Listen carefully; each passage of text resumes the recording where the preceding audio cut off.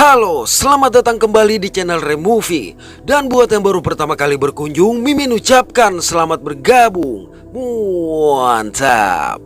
Gimana kabarnya? Mimin harap kita semua dalam keadaan sehat dan dimurahkan rezekinya. Film yang akan Removie dongengkan kali ini berjudul 616 Wilford Land 2021.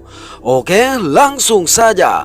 So, kita buka pintu teaternya.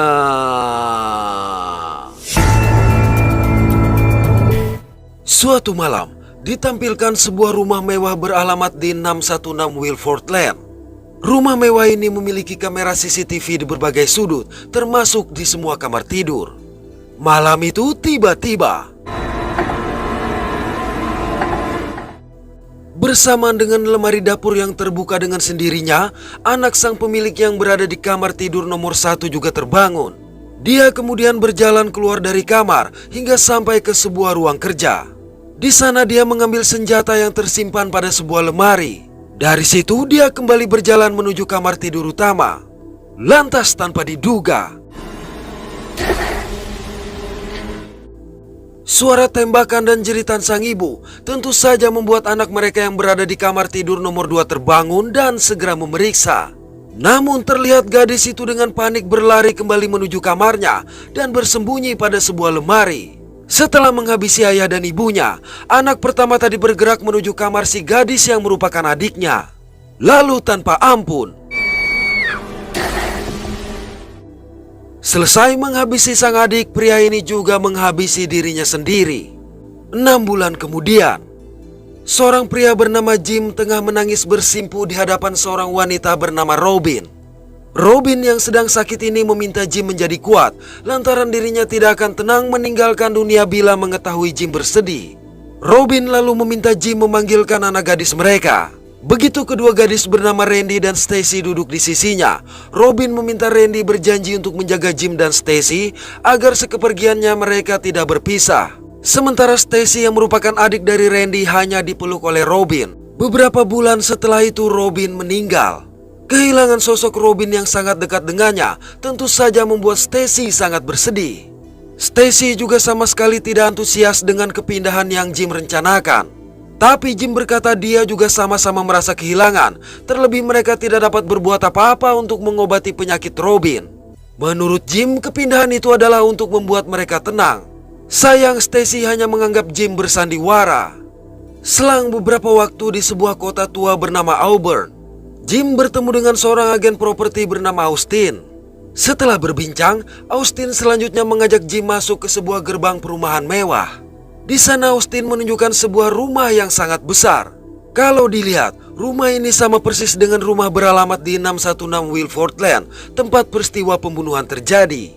Penampilan rumah yang sangat mewah ini membuat Jim berpikir tidak akan mampu membelinya, karena menurut Jim rumah itu bisa saja seharga 150 miliar lebih, sedangkan dia hanya memiliki uang sebesar 4 miliar. Namun Austin berkata rumah mewah tersebut hanya seharga 40 miliar saja. Mereka juga hanya memerlukan DP sebesar 10% dan rumah itu sudah dapat ditempati oleh Jim, istri dan anak-anaknya. Mendengar itu Jim menjelaskan kalau sang istri telah meninggal akibat kanker payudara 6 bulan yang lalu, sehingga akan menempati rumah itu bersama 2 orang putrinya saja. Di sini berarti waktu telah berjalan selama 1 tahun dari waktu pembunuhan.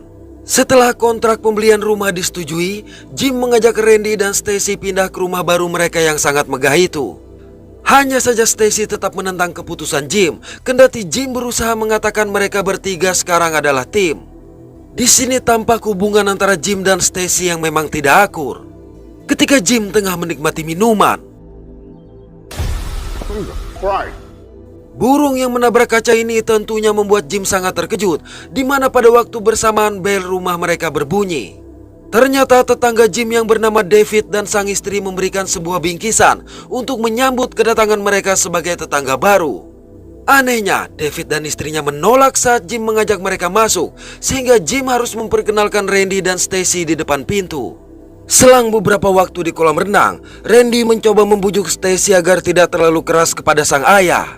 Karena ayah mereka sangat peduli kepada Stacy dan mereka sama-sama kehilangan sang ibu, sehingga yang terpenting mereka bisa saling menjaga lebih dari sebelumnya.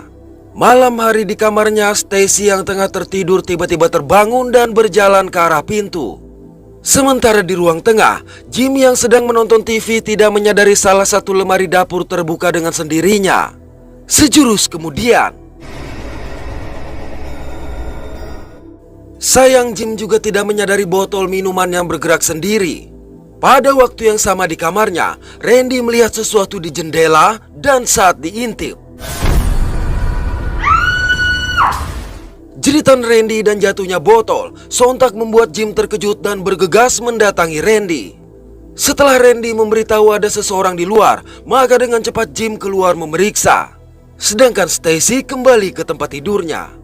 Di luar, Jim tidak melihat siapa-siapa. Namun demikian, dia tetap memanggil sheriff setempat. Ketika sang sheriff datang, dia sempat teringat peristiwa mengerikan yang terjadi di rumah tersebut dulu. Jim yang menyambut kedatangan sheriff bernama James dan sang deputi mempersilahkan mereka masuk. Namun James menolak. Oleh sebab itu, Jim memanggil Randy untuk menceritakan apa yang dia alami. Hanya saja Randy berkata yang dia lihat cuma bayangan. Jim juga memberitahu bahwa dirinya sempat keluar mengejar dan berasumsi orang tersebut lari ke halaman David. Tapi James mengatakan seorang wali kota seperti David tidak mungkin dicurigai. Mendengar itu, Jim sempat terkejut karena baru mengetahui bahwa tetangganya adalah seorang wali kota. Lantaran Randy yang tidak dapat menjelaskan apa-apa selain bayangan yang dilihatnya, James berasumsi itu hanyalah seekor anjing hutan yang mengincar hewan peliharaan warga. James pun menyarankan agar Jim mempersiapkan senjata untuk berjaga-jaga. Tak lama kemudian, Stacy datang menyerahkan flash disk berisi rekaman CCTV dengan harapan James bisa mendapatkan sesuatu dari rekaman tersebut. Alhasil sebelum pergi, James meminta Jim menghubungi lagi jika hal mencurigakan lain terjadi. Esok hari, Jim yang tengah berjalan-jalan di kota ditemui oleh David. David yang mendengar kabar mengenai keributan di rumah Jim memberitahu bahwa kota mereka adalah kota yang paling aman, sehingga Jim tidak perlu menghubungi sheriff agar tidak mengganggu tetangga. David juga mengajak Jim makan malam bersama di sebuah restoran. Mendengar ajakan sang wali kota, tentunya Jim tidak dapat menolak. Di tempat lain, Randy dan Stacy yang tengah bersantai di sebuah kafe ditemui oleh dua orang pemuda bernama Miles dan Matt. Setelah berkenalan, mereka yang mengetahui Randy dan Stacy baru saja pindah mengucapkan selamat datang di Auburn. Sebelum pergi, Matt meminta Snapchat milik Randy. Malam hari di rumah, sesuai saran dari James, Jim menyimpan sebuah senjata di lemari. Malam itu Jim mempersiapkan diri untuk makan malam bersama David, sedangkan Randy juga telah siap untuk berkencan dengan Matt. Melihat penampilan Randy yang terlalu menggoda, maka Jim memintanya untuk mengenakan mantel. Apalagi mereka hanya tinggal di sebuah kota kecil, dan dia tidak ingin menjadi seorang ayah yang membiarkan putrinya keluar dengan berpakaian seperti itu. Sebelum pergi, Jim berpesan agar Stacy tidak menyentuh senjata yang ia simpan. Sampai di sebuah restoran, Jim disambut oleh David. Ternyata Austin juga ada di acara makan malam itu.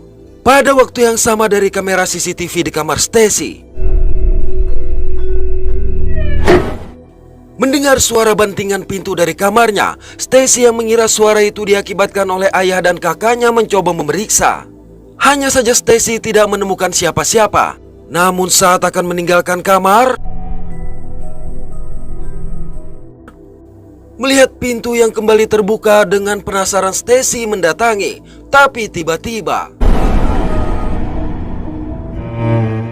akibatnya dengan panik Stacy segera kabur, di mana bersama dengan itu Randy dan Matt datang.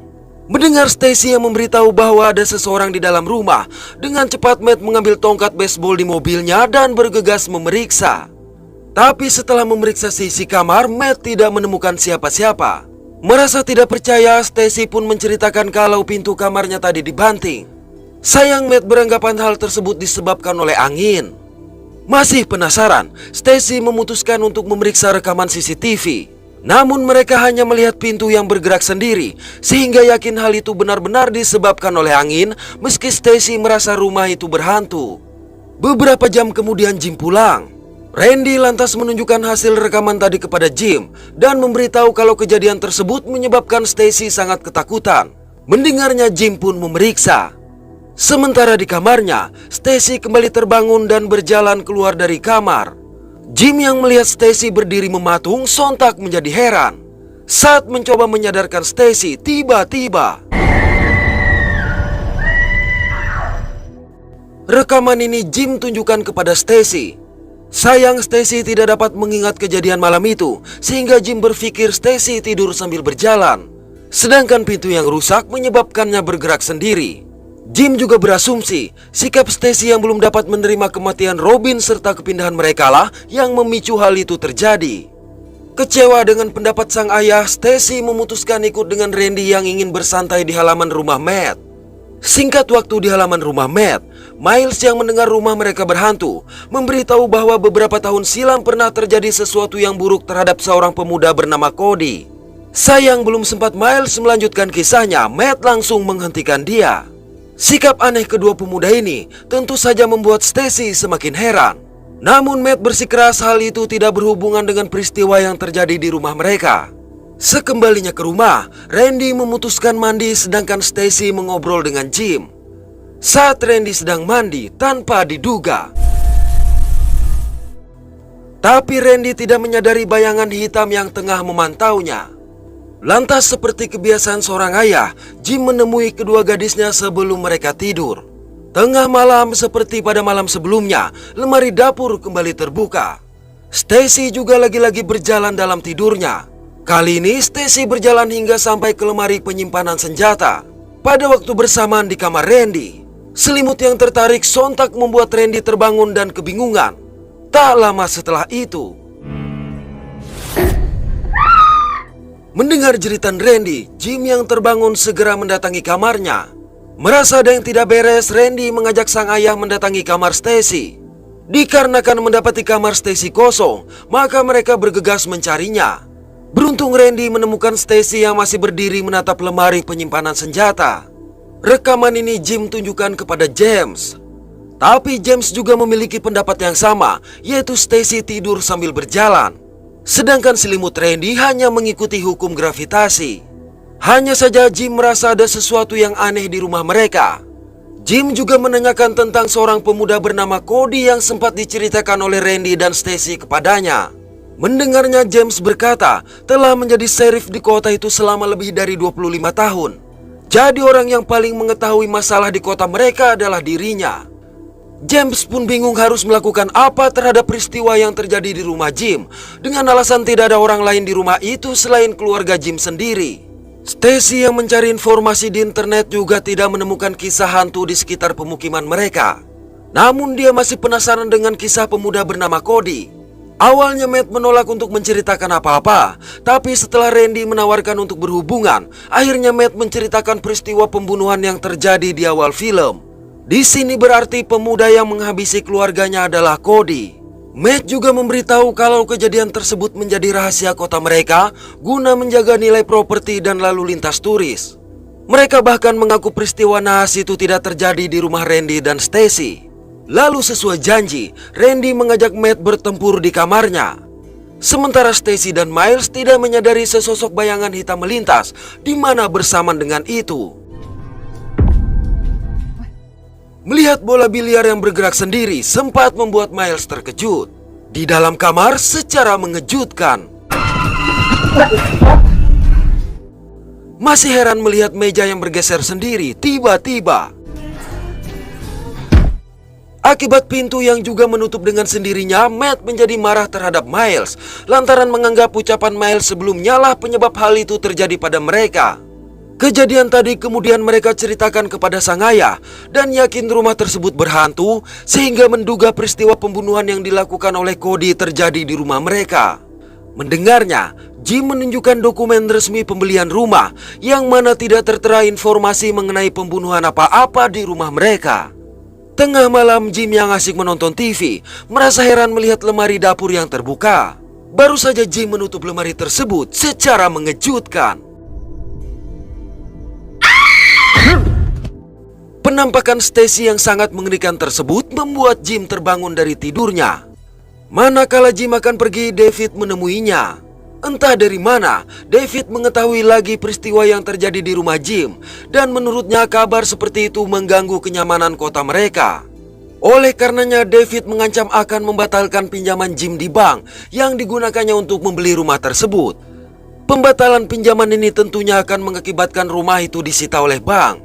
Mendengarnya, Jim berpikir David terlibat dalam peristiwa yang terjadi di rumah mereka dan sengaja melakukan hal itu untuk mengusirnya sehingga DP yang telah dibayarkan hilang begitu saja. Dari situ Jim menemui Austin guna menanyakan mengenai pemuda bernama Cody terkait peristiwa supernatural di rumah mereka. Sayang, seperti yang lain, Austin juga berkata Cody tidak melakukan pembunuhan di rumah yang Jim tempati sekarang. Menurut Austin, Stacy sengaja melakukan hal aneh di rumah sehingga tampak seperti kejadian supernatural untuk menghukum Jim yang memaksanya pindah.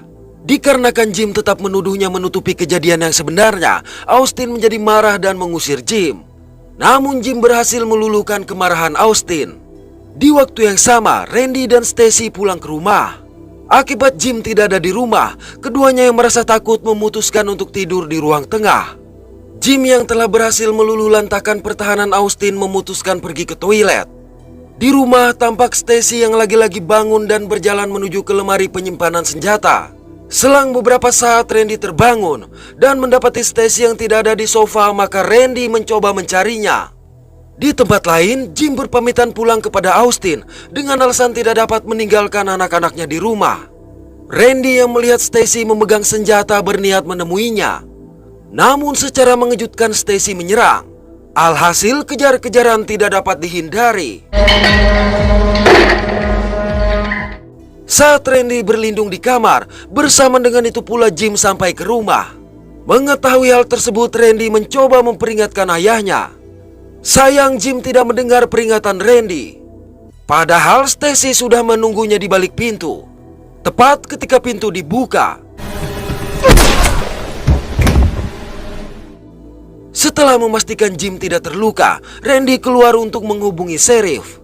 Sedangkan tampak Stacy berjalan mundur menaiki tangga. Dan begitu sampai di lantai atas, mendengar jeritan Stacy, Jim pun bergegas naik, lalu menggendong Stacy keluar. Lantas sembari merangkul kedua putrinya, Jim melaporkan kejadian tersebut kepada James. 6 bulan kemudian, Jim bersama pengacaranya menuntut ganti rugi kepada pihak properti atas peristiwa paranormal yang keluarga Jim alami di rumah. Hanya saja pihak properti menyangkal peristiwa tersebut walaupun rekaman CCTV sudah diberikan. Menurut mereka hal itu tidak ada kaitannya dengan mereka. Namun pengacara Jim menunjukkan sebuah flash disk yang ternyata berisi rekaman kejadian pembunuhan yang dilakukan oleh Cody. Dengan adanya rekaman itu mereka merasa ditipu karena dalam dokumen jual beli tidak diberitahu kalau di rumah tersebut pernah terjadi pembunuhan. Dan peristiwa paranormal yang Jim alami jelas membahayakan nyawa mereka. Melihat rekaman tersebut, akhirnya pihak properti bersedia memberikan uang yang sangat besar dengan syarat Jim melupakan peristiwa yang telah terjadi. Saat meninggalkan gedung pertemuan, Austin menemui Jim untuk meminta maaf. Namun Jim sudah tidak mempedulikannya lagi.